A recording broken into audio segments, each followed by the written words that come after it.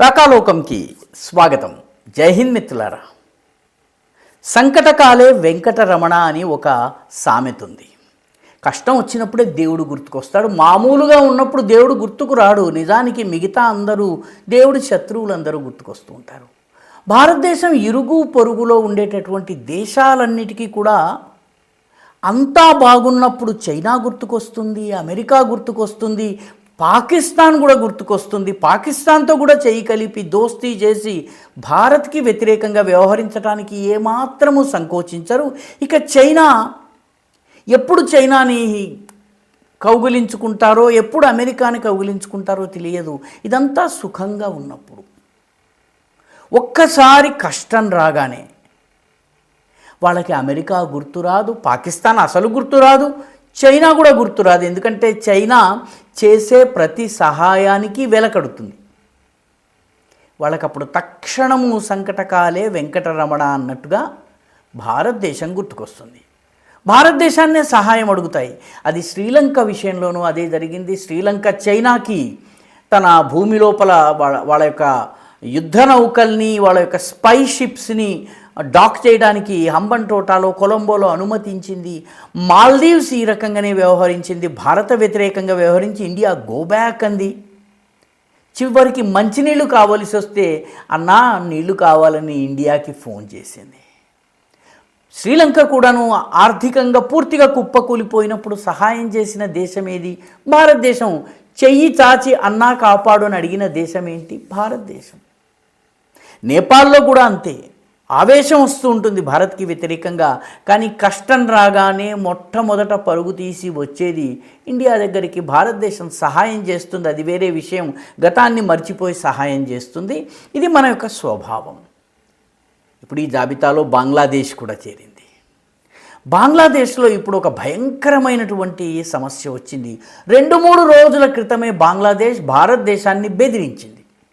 నువ్వు షేక్ హసీనా యొక్క press కాన్ఫరెన్స్ని allow చేశావు కాబట్టి నిన్ను శత్రువుగా పరిగణిస్తాను, నీతో సంబంధాలని పునరాలోచిస్తాను, నువ్వు నా సార్వభౌమత్వాన్ని సవాలు చేశావని చెప్పి విమర్శించింది. చైనాకు వెళ్ళి చైనాతో చర్చలు జరిపారు, మలేషియాకి వెళ్ళి మలేషియాతో చర్చలు జరిపారు.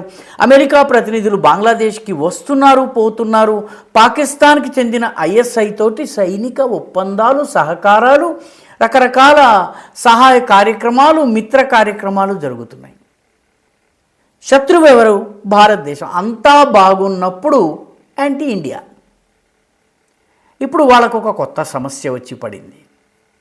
ఆ సమస్య ఏంటంటే వాళ్ళకి ఇప్పుడు విద్యుత్ సమస్య వచ్చింది. విద్యుత్ సంక్షోభం. బంగ్లాదేశ్కి ఇప్పుడు కరెంటు లేదు, బంగ్లాదేశ్లో లైట్ వెలగడం లేదు. దాంతో ప్రభుత్వం ఇప్పుడు అత్యవసర చర్యలు మొదలుపెట్టాయి. 8 గంటలకే దుకాణాలు, బజార్లు బంద్ చేసేయండి. ఎటువంటి సైన్ బోర్డులు, గ్లో సైన్లు, డెకరేషన్ లైట్లు, సీరియల్ లైట్స్ కూడా వెలిగించడానికి వీల్లేదు. 10 నుంచి 12 గంటల వరకు పవర్ కట్ ఉంటుంది.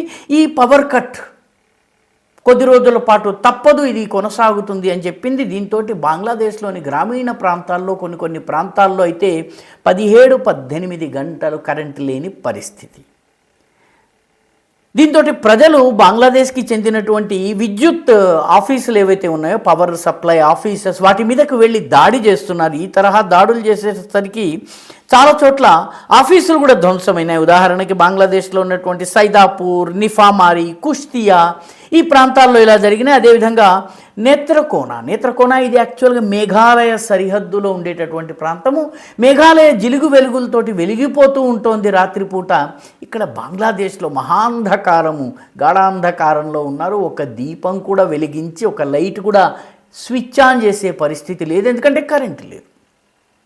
మైమన్ సింగ్, బొరిషాల్, రాంగ్పూర్, సిల్హెట్, రాజ్షాహి, ఖుల్నా ఈ అన్ని ప్రాంతాల్లో ఇప్పుడు పవర్ కట్. 12 గంటలకు పైబడి పవర్ కట్ ఉంది. ఈ పవర్ కట్ని ఎలా తొలగించాలో బంగ్లాదేశ్కి తెలియడం లేదు. ఇప్పుడు బంగ్లాదేశ్ సమస్య ఏంటి? బంగ్లాదేశ్కి 18,000 మెగావాట్ల సరఫరా ప్రతిరోజు బంగ్లాదేశీ పౌరులకు చేయాలి. బంగ్లాదేశ్ విద్యుత్ సంస్థలన్నీ కలిపి ఉత్పాదన చేస్తున్నది కేవలము 13,000 మెగావాట్లు మాత్రమే. అంటే 5,000 మెగావాట్ల షార్ట్ ఫాల్ ఉంది. అక్కడిస్తే ఇక్కడ తీయాలి, ఇక్కడిస్తే అక్కడ తీయాలి. ఈ పని ప్రస్తుతం చాలా ఉధృతంగా జరుగుతోంది. దాంతో ప్రజలు ఆగ్రహిస్తున్నారు, హడావిడి చేస్తున్నారు, దాడులు చేస్తున్నారు. అసలు బంగ్లాదేశ్కి వాస్తవానికి విద్యుత్ ఉత్పాదన చేసేందుకు ప్రతిరోజు కూడాను 1 billion cubic feet of gas కావాలి. ప్రస్తుతము 700 మిలియన్ క్యూబిక్ ఫీట్ గ్యాస్ మాత్రమే అందుబాటులోకి వస్తోంది. దాంతో ఈ షార్టేజ్ వచ్చింది. ఈ షార్టేజ్ రావడానికి కారణం ఏంటి? 2 ప్రధాన కారణాలు ఉన్నాయి. అమెరికాకి సంబంధించినటువంటి ఒక కంపెనీ ఉంది, దాని పేరు ఎక్సిలరేట్ ఎనర్జీ. ఇది ఎల్ఎన్జీ సప్లై చేస్తుంది.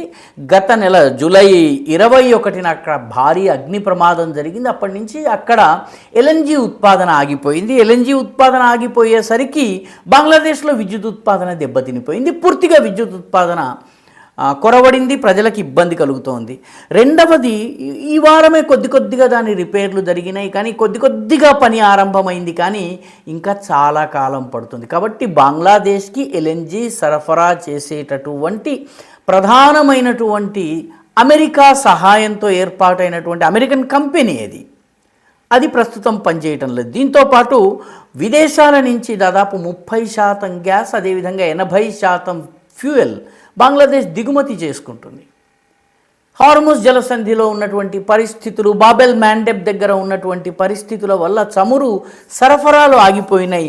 ఇవన్నీ సరిపోదన్నట్టు దాదాపు 2 ఎల్ఎన్జీ వెసల్స్ వచ్చి ఆగి ఉన్నాయి, కానీ ప్రస్తుతం సముద్రంలో ఉన్నటువంటి ప్రతికూల పరిస్థితుల కారణంగా అవి డాక్ చేయలేకపోతున్నాయి. కాబట్టి ఆ కంటైనర్స్లో ఎల్ఎన్జీ ఉంది, కానీ దాన్ని వాడుకునే పరిస్థితి లేదు. దీంతో బంగ్లాదేశ్లో భయంకరమైన సంక్షోభం వచ్చింది. సంక్షోభం రాగానే అమెరికాని అడిగేందుకు వెళ్ళలేరు, చైనా దగ్గర చేతులు చాచే పరిస్థితి లేదు, పాకిస్తాన్ దగ్గర అసలు పైసా లేదో ఇవ్వాలన్నా కూడాను, చెయ్యాలన్నా కూడాను. కాబట్టి బంగ్లాదేశ్ ఎవరి దగ్గరికి రావాలి? నిన్నటి దాకా విమర్శించినటువంటి భారతదేశం దగ్గరికి రావాలి. వాస్తవానికి బంగ్లాదేశ్ వంటి దేశాలు గుర్తుపెట్టుకోవలసినటువంటి విషయం ఏంటంటే, 4096 కిలోమీటర్ల సరిహద్దు ఆ దేశం భారతదేశంతో షేర్ చేస్తుంది. 3 వైపుల భారతదేశం ఉంది. ఒకవైపు బంగాళాఖాతం ఉంది, కొద్దిపాటి ఏరియాతో బర్మాతో కలుస్తుంది. ఆ బర్మాతో కలిసి ఉన్నటువంటి ప్రాంతం అంతా కూడా చాలా అల్లకల్లోలంగా అలజడిగా ఉంది. అక్కడి నుంచే శరణార్థులు బంగ్లాదేశ్లోకి వస్తున్నారు, రోహింగ్యాలు, రఖైన్ స్టేట్ నుంచి. వాళ్ళని ఏం చేయాలో బంగ్లాదేశ్కి తెలియని పరిస్థితి. కాబట్టి బంగ్లాదేశ్కి ఏ అవసరం వచ్చినా ఫస్ట్ రెస్పాండర్ ఎవరు? భారతదేశము. బంగ్లాదేశ్ నుంచి సరుకు ఎగుమతి చేయాలంటే ఎవరి దగ్గరికి రావాలి? కోల్కతా పోర్టుకి రావాలి. బంగ్లాదేశ్లో వైద్య చికిత్స కావాలంటే ఎక్కడికి రావాలి? హైదరాబాదు దాకా, చెన్నై దాకా, వెల్లూరు దాకా వెళ్ళాలి, ఎందుకంటే అక్కడ పెద్ద హాస్పిటల్స్ లేవు.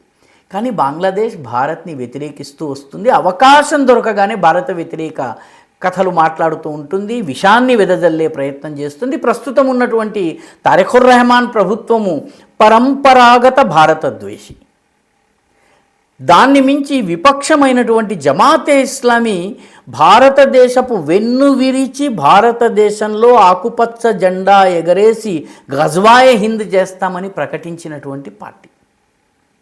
కానీ అవసరం వస్తే ముందు పరిగెత్తుకొచ్చేది భారతదేశానికి. ఎందుకంటే ఇప్పుడు భారతదేశాన్ని బంగ్లాదేశ్ యొక్క ఇంధన సరఫరాల మంత్రి వెళ్ళి మన భారత రాయబారి అయినటువంటి అక్కడ ఉన్నటువంటి రాయబారిని కలిసి మాకు విద్యుత్ సరఫరా చేయడానికి కావలసినటువంటి గ్యాస్, ఎల్ఎన్జీ, ఇంధనము వీటిని మీరు దయచేసి సరఫరా చేయండి. ఎందుకంటే మనకి India Bangladesh friendship pipe line అనే ఒక పైప్ లైన్ ఉంది.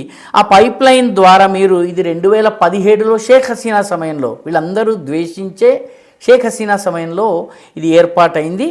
ఈ షేక్ హసీనా సమయంలో ఉన్నటువంటి ఈ పైప్ లైన్ ఏదైతే ఏర్పాటు చేశామో దీని ద్వారా మీరు 180 మెట్రిక్ టన్స్ గ్యాస్ని డీజిల్ని మాకు సరఫరా చేయండి. ఈ డీజిల్తో మేము ముందు మా విద్యుత్ సంక్షోభాన్ని నివారించుకుంటామని చెప్పి అన్నారు. భారతదేశం దీన్ని పరిశీలిస్తామని చెప్పింది. ఎందుకంటే శ్రీలంక అయినా, నేపాల్ అయినా, మాల్దీవ్స్ అయినా, భూటాన్ అయినా, ఏ దేశమైనా మన చుట్టుపక్కల ఉన్నటువంటి అవిభాజ్య అఖండ భారతంలో ఒకప్పుడు అంగీభూతంగా ఉండి ఇప్పుడు వేరుగా ఉన్న దేశాలు ఏవైనా కూడా వాటి పట్ల పెద్దన్నలా వ్యవహరించవలసినటువంటి బాధ్యత భారత్కు ఉంది. కాబట్టి భారత్ ఖచ్చితంగా ఎంతో కొంత సహాయం చేస్తుంది. కానీ సహాయమంతా పొందినటువంటి మరుక్షణం బంగ్లాదేశ్ మళ్ళీ పాకిస్తాన్, అమెరికా, చైనాల చంకనెక్కి భారత వ్యతిరేక కథనాలు, భారతదేశానికి వ్యతిరేకంగా మాట్లాడటం వంటివి చేస్తుంది. అయినప్పటికీ సజ్జనుడి స్వభావం సహాయం చేయటం భారతదేశం సహాయం చేస్తూనే వస్తుంది. ప్రస్తుతమైతే బంగ్లాదేశ్ అభ్యర్థించింది, భారత్ సానుకూలంగా పరిశీలిస్తామని చెప్పింది. స్పష్టమైన మాట చెప్పలేదు, సానుకూలంగా పరిశీలిస్తామని చెప్పింది. బంగ్లాదేశ్కి చెప్పాల్సిన పాఠాలు చెప్పి సరఫరాలు కూడా చేయవచ్చు. ఈ వీడియో మీకు నచ్చినట్టయితే లైక్ చేయండి, షేర్ చేయండి, ఈ ఛానల్కి సబ్స్క్రైబ్ చేయండి. మీ అభిప్రాయాన్ని కమెంట్ల రూపంలో తప్పనిసరిగా పంపించండి.